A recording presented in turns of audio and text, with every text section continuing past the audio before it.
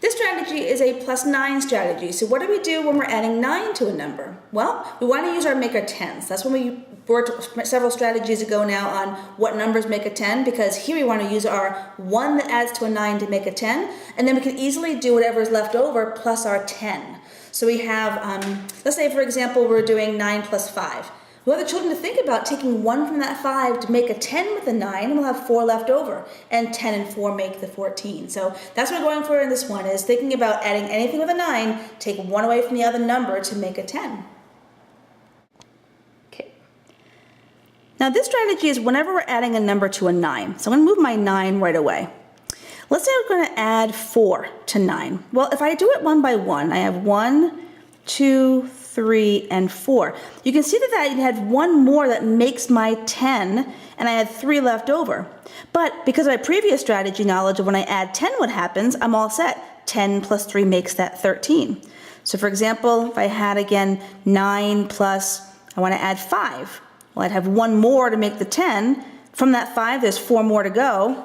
I now have made it into a 10 plus a 4, which is easier for my brain. So that's what we're going for, is strategies that make it easier and more efficient for us. So here's where we can really act out and use our 10 frames to help us as well. So I have my 9 already there. Let's say I want to do 9 plus 4. Well, we could have the kids start by just having the 2 add-ins on separate 10 frames like this. So then we see our 9, 10, 11, 12, 13. So we're counting on from that 9. But for those who are ready, let's talk about moving one of these to fill that 10. 9 plus 1 more makes 10. Out of that 4, I took 1 away to make the 10, so there's 3 left over. And I know 10 and 3 make a 13. I don't need to count that out. I'm not even counting on there. 10 and 3, because of my previous strategy of plus 10, I know can be the 13. So again, if I were to do, let's say, 9 plus a 6.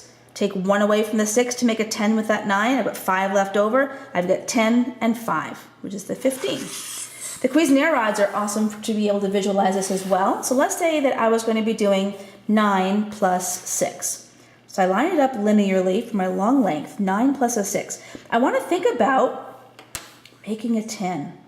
And as you can see, it takes 1 away from that 6 to make a 10. I'm left with 5 more. And I pretty easily know, and the children actually more easily know this too, 10 and 5 make a 15. They know that as a strategy. So let's say that we're going to be doing 9 plus 8. So we have our 9 plus our 8. We'll do our linear measurement here. I want to think of my 10, making a 10 to help me.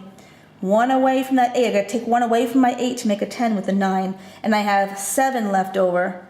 And so I have 10 plus 7, making my 17. If you remember the 8 plus 9 we did before, we thought of it as doubles plus 1. So 8 and 8 is 16, 1 more is 17. Or doubles minus 1, 2 9s is 18, take 1 away is 17. But now we have an additional strategy, if this is easier for the student, to think about making our 10. So again, it's all about which way is best for each child, and everyone's brain is different. So there's not going to be one right way or one wrong way. There's just different strategies, different tools in our toolbox to efficiently get to a correct answer.